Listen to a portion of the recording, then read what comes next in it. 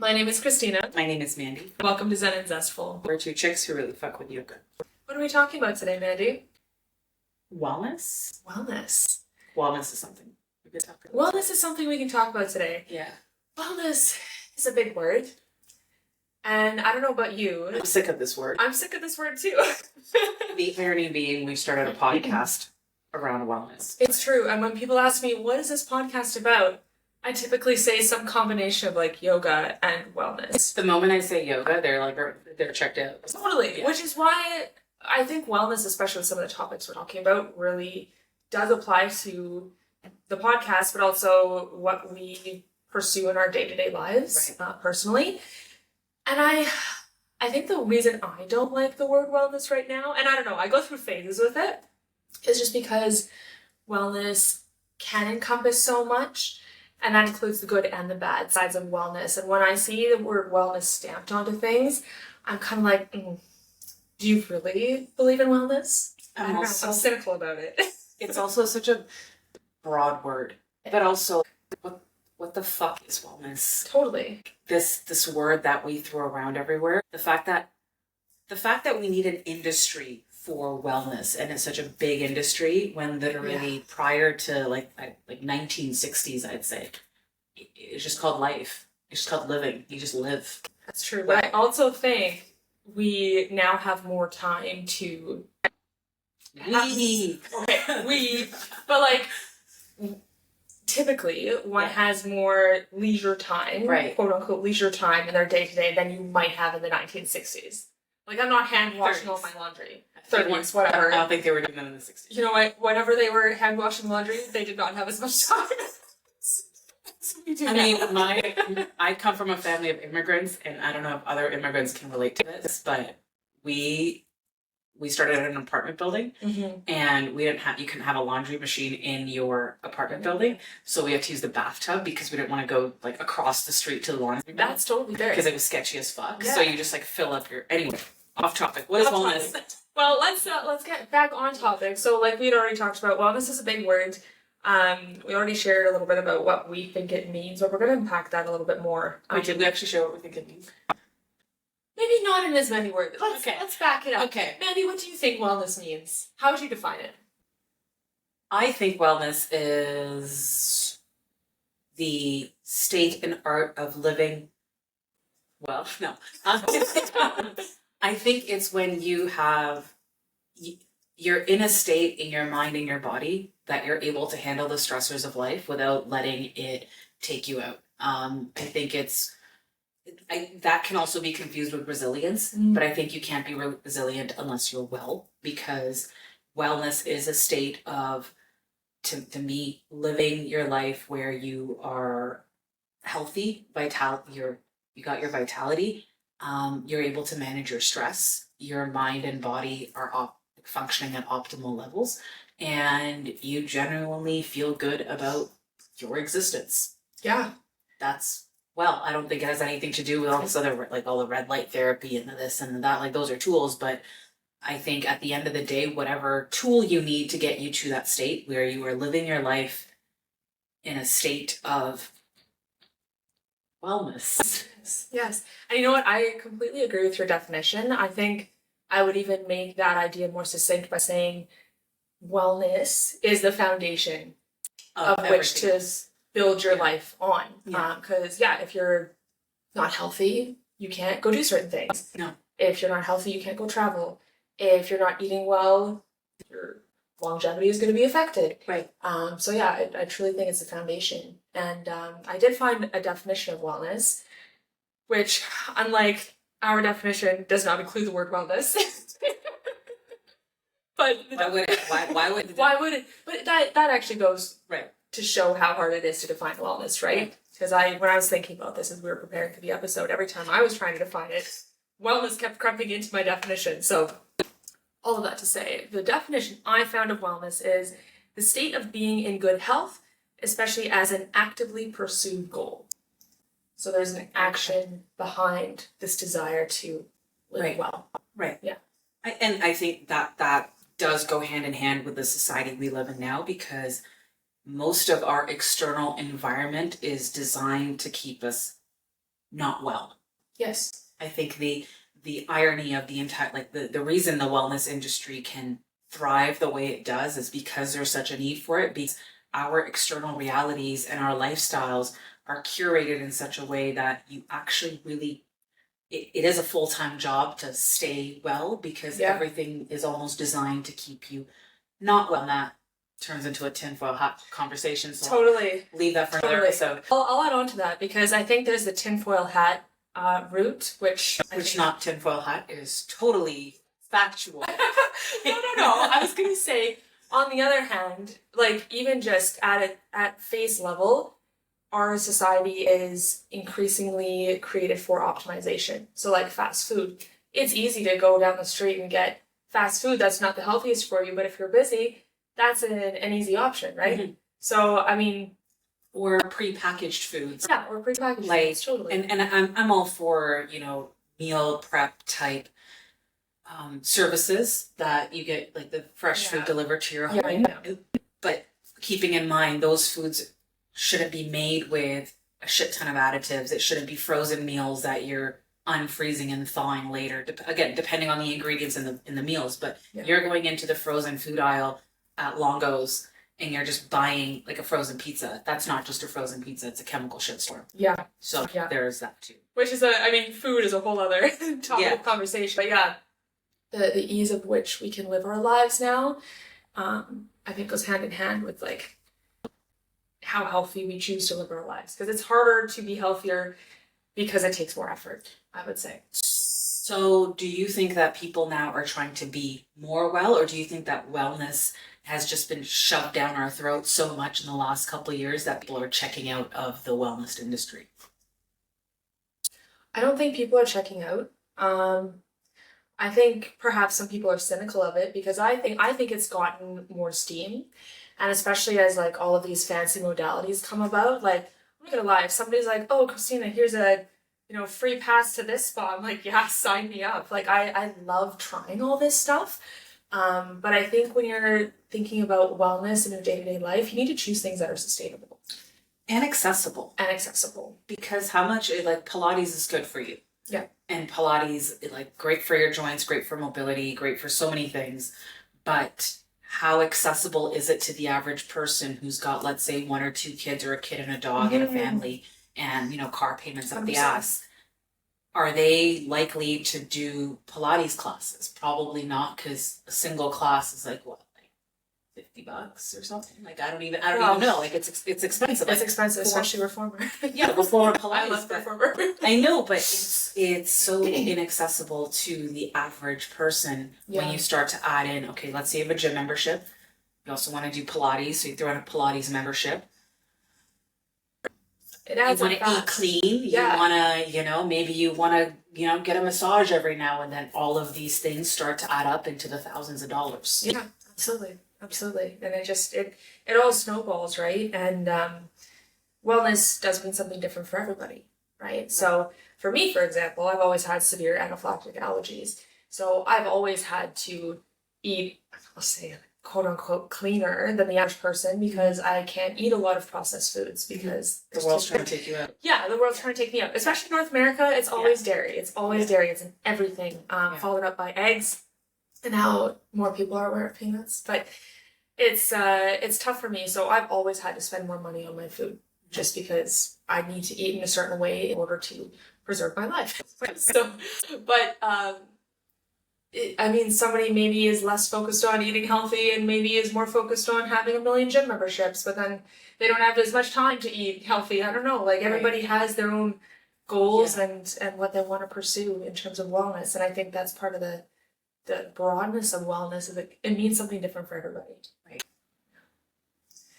So what it means changes over your life as well. So when you're younger, I don't know about you, but as a teenager, I wasn't really focusing on wellness. I was focusing on vanity. Exactly. I just wanted a 6-pack, and I wanted to be skinny and just hot. 100%. And as one does. I don't know that I ever accomplished any of that to this day. I mean, there was a period of my life, briefly for like 5 minutes, I had the 6-pack.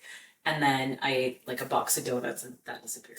But I bet the donuts were great.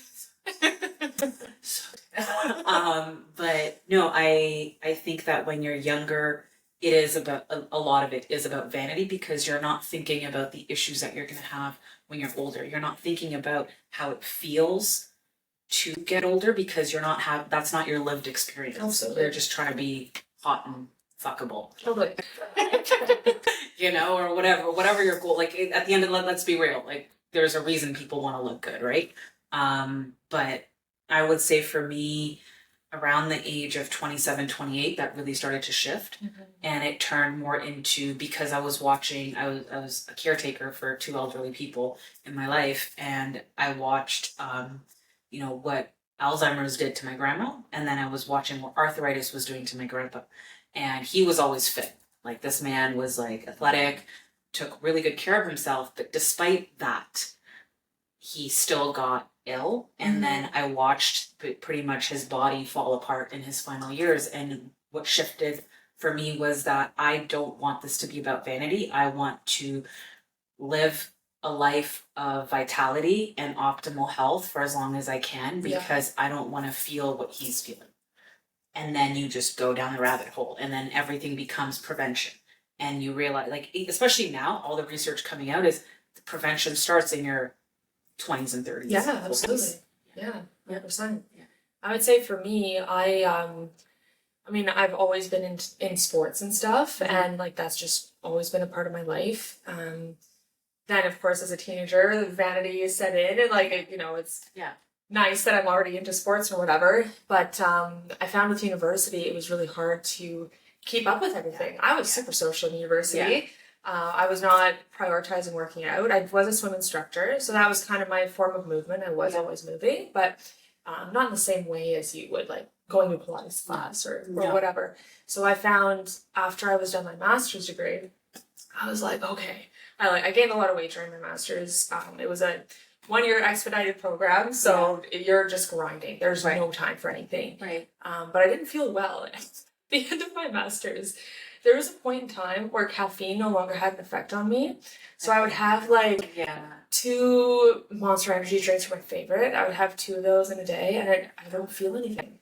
I was also swim instructor, but I was also working in the nightclub industry and I was working another job and full-time in school. So yeah, you're working out, but in your 20s, you can eat like a trash can and still not like now you eat a pizza, you're working for a week to get rid of that pizza, right? Anymore, yeah, but what you say about caffeine, so not only was I drinking loads of coffee every day, 5-hour energy shots. Oh, see, I didn't go that far. I couldn't. So it's too much. I would down a 5-hour energy shot at 9 p.m. to start my 10 p.m. shift at the club. Right. And then I would get off work at 3:30 in the morning. But because I would have another job to go to at 7 a.m., it's like, okay, what's the point of sleeping? So then I would down a Red Bull at 2:33, and then I would have my coffee at 7. So That's more unhinged than me. I thought I was bad. Buddy, I don't know how I am convinced at one point I had more caffeine flowing through my body than I did actual blood. It was, but you don't know because you're just it's used to it. You kind of ramp yourself up where I don't know about, I'm assuming over time your body can sustain more and you're like, okay, well now I need more. And you're just suddenly you're like, well shit, I feel awful. Yeah. I feel so much like a trash human being. And I never crash. I don't let my body crash because I can't afford to crash because now it's Monday and I have to be at 8:30, class at 8:30. Yeah. So I'm driving out of the city to wherever my university was, and you just do that every single day, 7 days a week. And a year's gone by and you're like, who needs cocaine? I'm on all this caffeine. I've never had to touch it, right? Because it's just, but you don't realize the effects of what that's doing to your insides 100% until years later. 100%. And it's really hard to make the switch. So I found after I was done my master's, I was like, okay, I have to really figure this out. So I stopped all caffeine, cold turkey. And then I was like, okay, I'm going to make healthier food for myself. But that was really hard.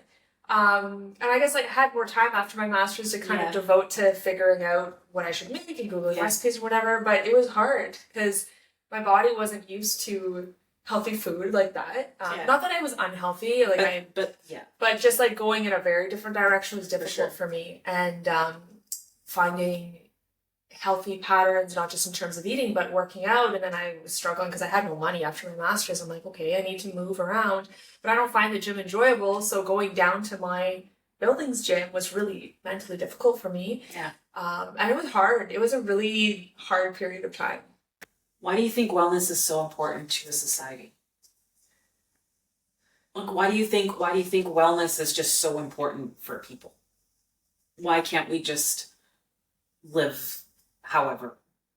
I don't think you can live a happy life if you don't feel well. Because going back to what we were saying about the foundation of, or about wellness rather being a foundation for you to live your life, I don't think that you're able to fulfill your goals and dreams as easily as you would be able to if you were well. Like, you have to be well in order to show up for those that you love. If you're sick all the time, you can't be social with those that you love. If you're not taking care of your body, it's going to affect your longevity. If you're not putting healthy food into your body, you're not going to have energy. Right. Yeah. I also think that there's like perhaps a direct correlation between how well and healthy a society or community is and how innovative or creative they are.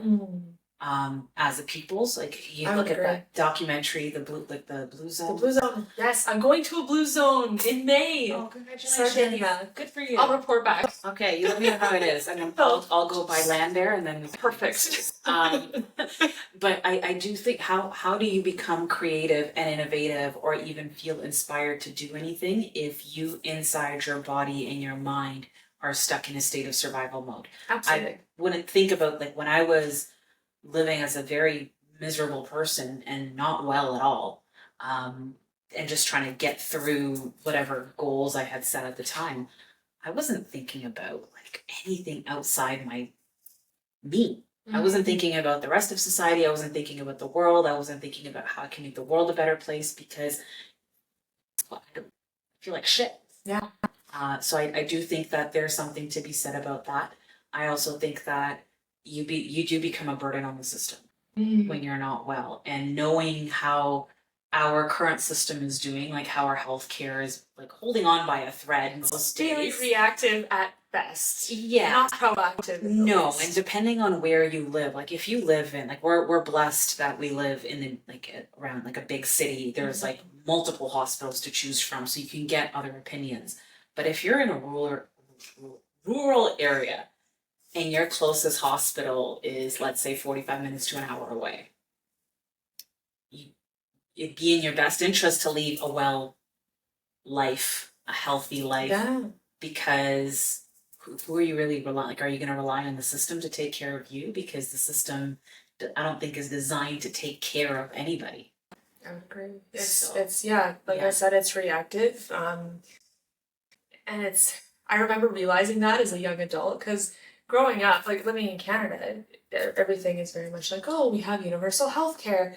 And then I remember when I had really shitty health care, it was either during my master's or right after, and I needed some medication, I can't remember, and it wasn't covered, or some part of it wasn't covered. I was like, oh my God, but I thought we lived in a healthcare system that takes care of us. And and I'm not saying, like, obviously it's better here than the US, for sure. Like, for certain. Well, if you have money, then you can buy whatever. But like, if you were healthy, you could make. I don't want to discount that we have access to a lot of things. I just think we would be better off as a society if our healthcare was more proactive instead of reactive. But that's for sure. Story. For sure. Yeah. The other thing I wanted to touch on is also not just that, the healthcare system is reactive. You take out the whole creativity, and like some people don't care to be creatives. They don't even know what that means. They don't care. They're just trying to live their life, right? But depending on who's in your family, who your family members are, and what their lifestyles are like, are you going to count on the fact that your kids are going to take care of you when you're 60, 70, 80 years old if you live that long?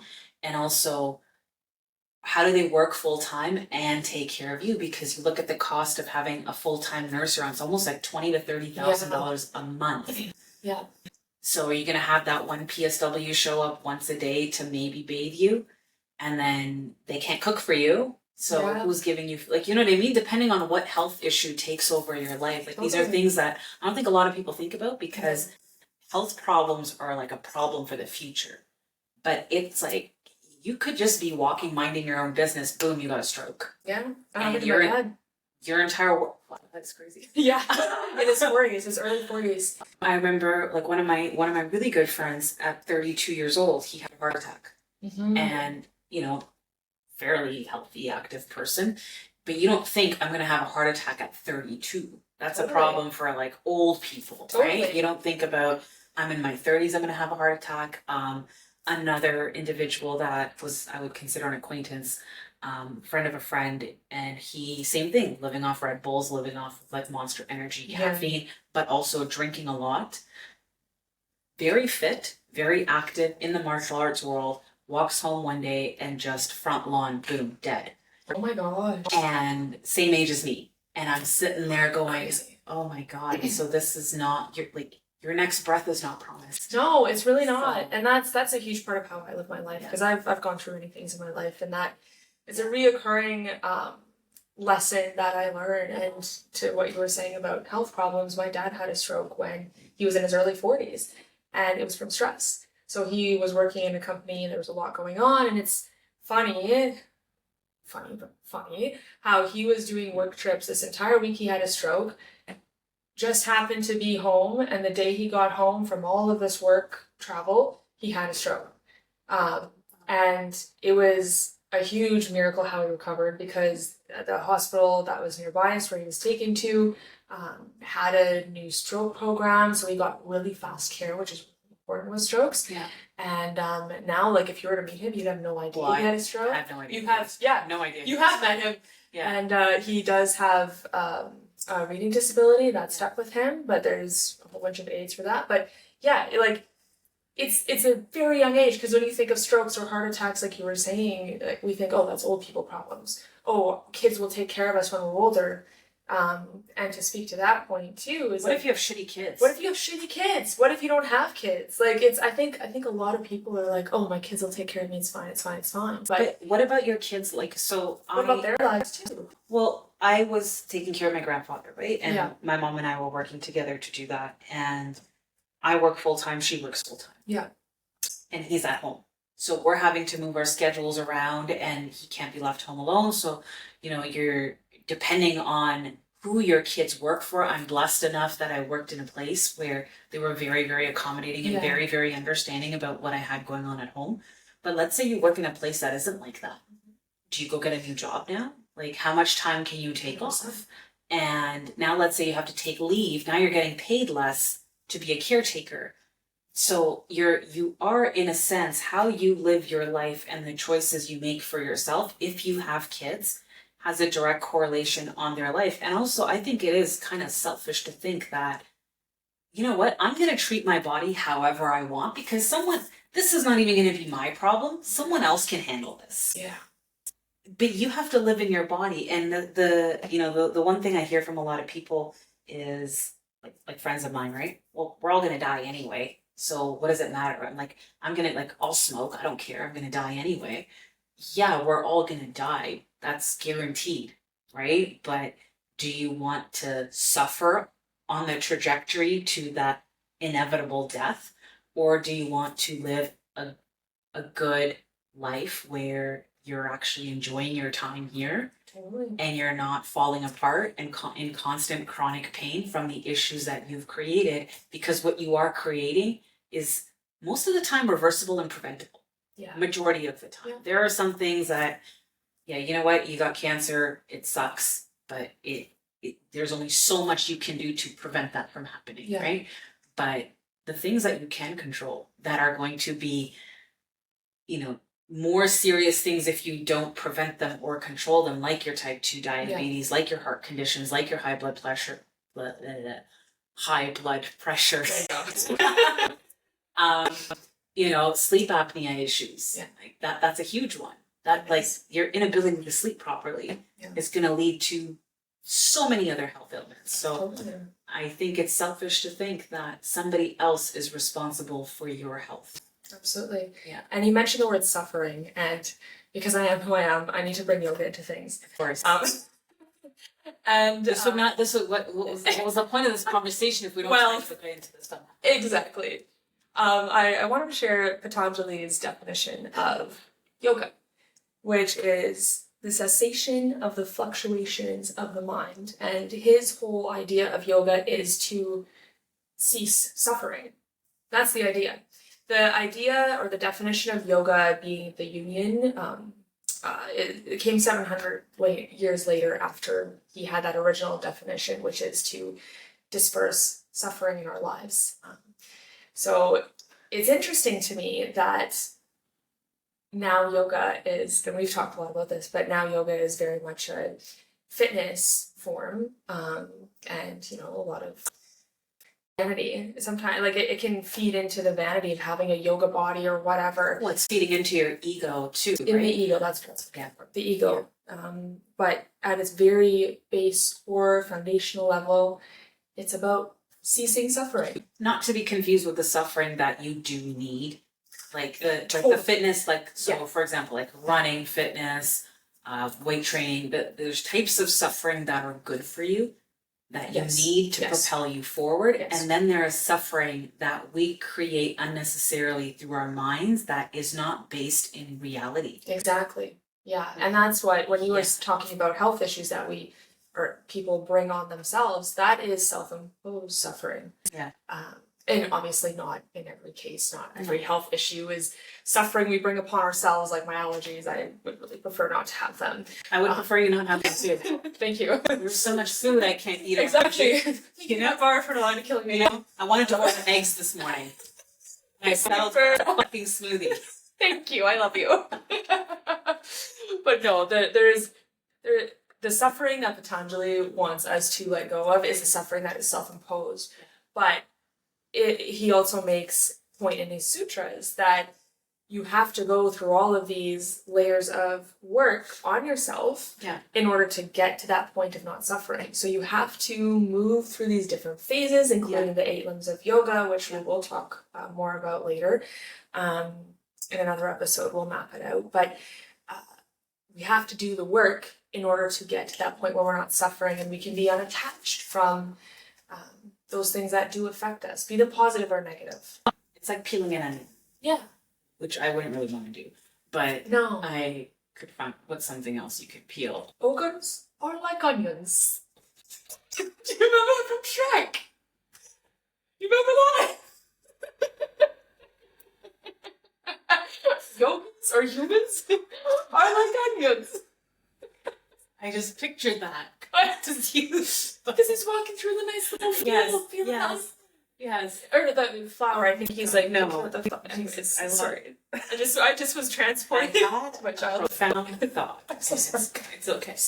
A new phenomenon in our society now, especially if you work in the corporate world, is all of this talk on wellness and, emails you get bombarded with on wellness and your mental health and hashtag Let's Talk Day that we throw around once a year. The irony of Bell Let's Talk Day was that they fired all their employees or about 10 of their employees like the next day or something like that. Really? That was like a whole thing that happened. I missed that. It was like 2 years ago or something. I'm sure someone's going to see this and comment on it maybe.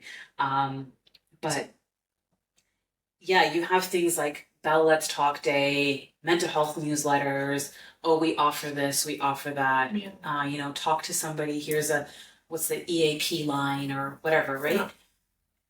It's almost like these are things that are put in place to pretend like you give a shit, because the reality is you've curated an environment where outside of this virtue signaling, you're expecting me to be switched on and on demand 24/7 and be accessible at all times and create environments where people burn out very, very quickly because it is just go, go, go.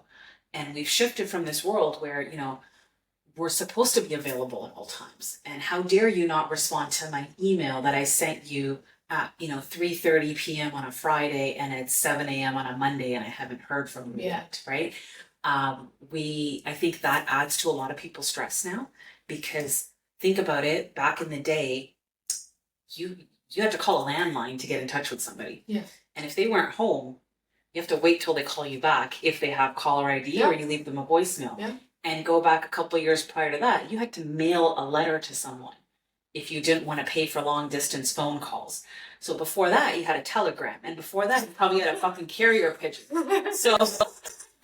So the fact that we come from a species that didn't actually get in touch with people for at least weeks or months on end, you want me to be available within minutes, within like seconds.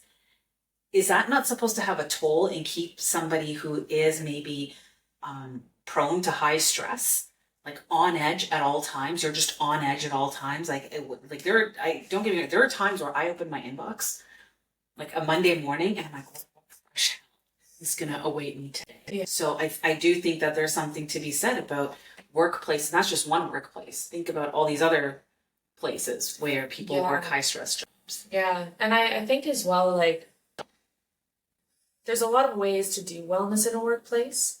I think, like, the mass emails that are sent out about Wellness Month or Wellness whatever, like, it's funny. What does that even mean? So I'm very invested in wellness, as you can tell by this podcast. I take it seriously in my life, but I don't open those emails. Don't say that on here. I don't open those emails, and I'll tell you why. Do we get in trouble for this? No. Okay. They're very impersonal. And it's like, oh, here's a whole smattering of things that we can do for you, but there's no, like, personal connection. When you work in a corporation with thousands of other employees, or you work in a place with thousands, or let's go with hundreds of other employees, it's easier in a place where you have less than 100 people working, because you kind of get to know everybody, right? Totally. You have thousands of people working in one space, and everybody belongs to different departments. Everyone's got different responsibilities. They all have different types of stress. Yeah. You're going to send the same mass email to everybody and think that's going to apply to everyone the same way. And not even in terms of, like, jobs that people do, absolutely, but also in terms of, like, people as themselves, as your personal life. Your personal life. Yeah. Like, how do you experience wellness? And I understand, obviously, it's better to have these programs, etc., than to not have them. But I think having more, smaller scale programs within a large organization is really, really important, because you need to have faces you recognize, and I think you need to be uplifted by people around you and encouraged by people around you to be well and to seek support.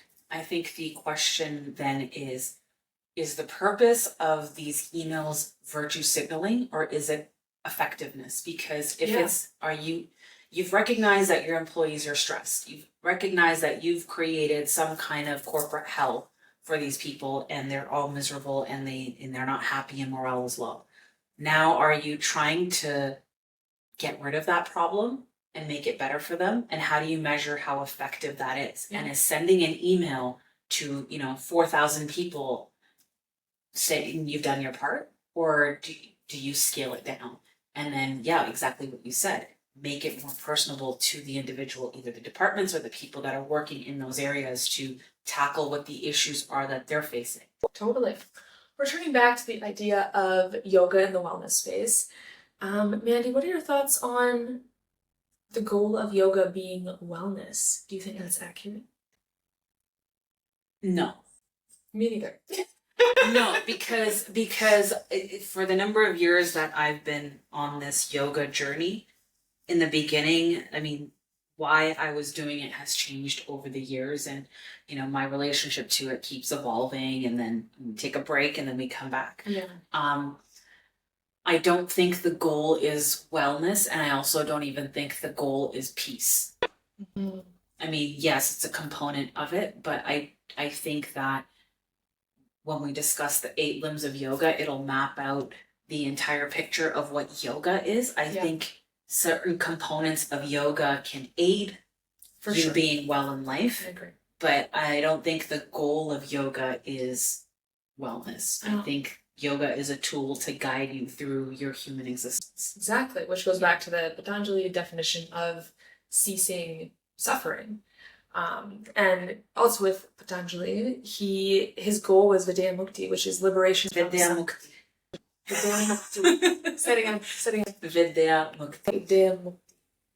Close enough. Thank you. I try.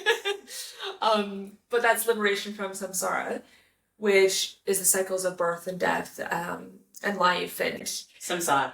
samsara. That's pretty good. Neat. I really are. I love it. I love Thank you. it. It makes me so happy. But yeah, like the yogis, like, I'm not saying they don't still exist, the more traditional ones, but like their whole thing was leaving the cycle of Life and death, and like their whole idea was to, once they reach samadhi. Yes. Thank you. I added the head bubble in there too for you. No, I really love that. You love our head bubble? I love it. Okay. I love it so much. I'm not from, like, I'm made here. I know that. So I don't. But I'm just saying, I really love the head bubble. I love it as a form of communication. When I go to India, I'm not saying I do it all the time. I'm just saying I know exactly what people are saying to me when they do the head bubble. And I'm like, we need to take that to North America. Anyways. Just saying. Life is confusing here as it is. We need another form of communication. Right. I mean, there's enough of us here now. It's true. You are the minority, so I know. it will be the form of communication. I can't wait. You could go to Tim Hortons and just do this. You know what? That's true. No, I'm joking. I don't even know if I should edit this out. Funny. But what I was saying with samsara. Yeah. Is that when the yogis are trying to get to samadhi, yeah, they are trying to take the path of the sun and burn out of this whole cycle, basically. Right. If they do not reach samadhi, then they're taking the path of the moon, the Chandra, and they're now still within that cycle where they're going and going and going. But the goal is to escape that and find true liberation. That's really cool. I'm actually not familiar with the sun-moon part, so that'd be interesting for me to look into. So we, like I mentioned in another episode, so I was raised under, like, in a sick house, right? Yeah. So we have the cycle of life and death, but it's not called whatever they call it in the yogic world. Yeah. It's called the Drasila Kachun, which is 8.4 million lives. So the notion behind it is that you loop through 8.4 million lives. It's a cycle. And your human existence is the only one, because you have a consciousness, to escape that cycle with very similar, very, very similar concepts to yoga. But that's how I resonate with it, is you are in this cycle of life and death. And the freedom is when you are no longer in the cycle of life and death. And you release that through certain life choices that you make and a way of living that allows you to escape that. It's almost like, I guess the Western version of it would be escaping the matrix.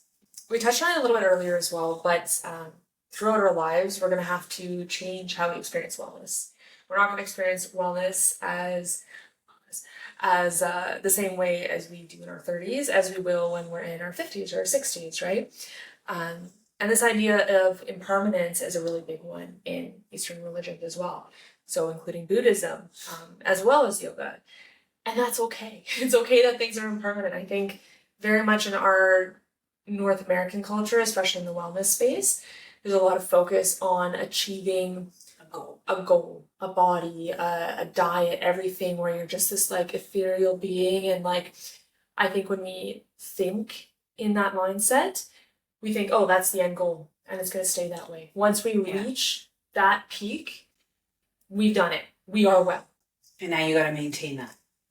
You can't, like, it's, what that means will change. And even your needs change as your body evolves through life. And I think a lot of people also forget that when you're aging and you're getting older, your body, like, it's a full-time job to keep this machine running. Totally. At optimal levels. And what you need in your 30s is not going to be what you need in your 60s. The amount of calcium and iron and certain vitamins and minerals that you need as you age is going to shift. Your workout style is going to shift. Certain things will remain the same, but you have to adjust according to where your body is at. Yes.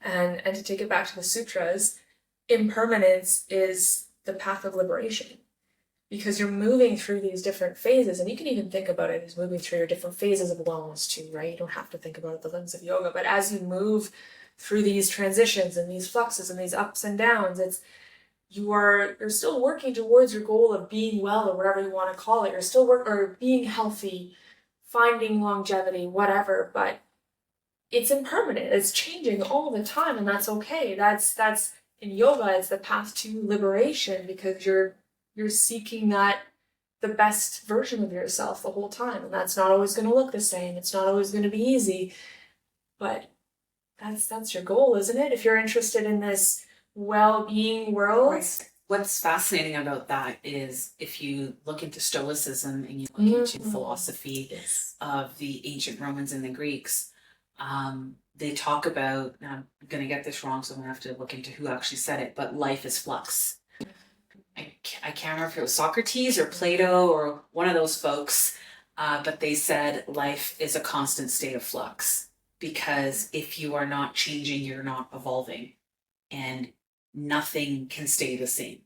Whether it's an emotion, whether it's your health, whether it's your body, whether it's whatever is going on around you, it can't remain. Everything is always flowing and moving and changing, just like your wellness journey. Yes, or just, and I think humans, we seek to control things, right? We don't like change. We don't like change. Change is so uncomfortable, because change means a lot, like I don't have control over the outcome. Yeah, I don't know. unpredictable. It's unpredictable, and if I control it and I can keep it under my control, at least I know how it's going to turn out and what this is going to lead to. But I think that is literally like you can try to self-soothe your way out of your anxiety all you want. Certain things are. Well, that was a wonderful conversation around wellness. Absolutely. And if you guys found value in this conversation and this episode, please like, share, and subscribe, or share with somebody that you think could benefit from this discussion on wellness. Thanks for being here. Bye. Bye.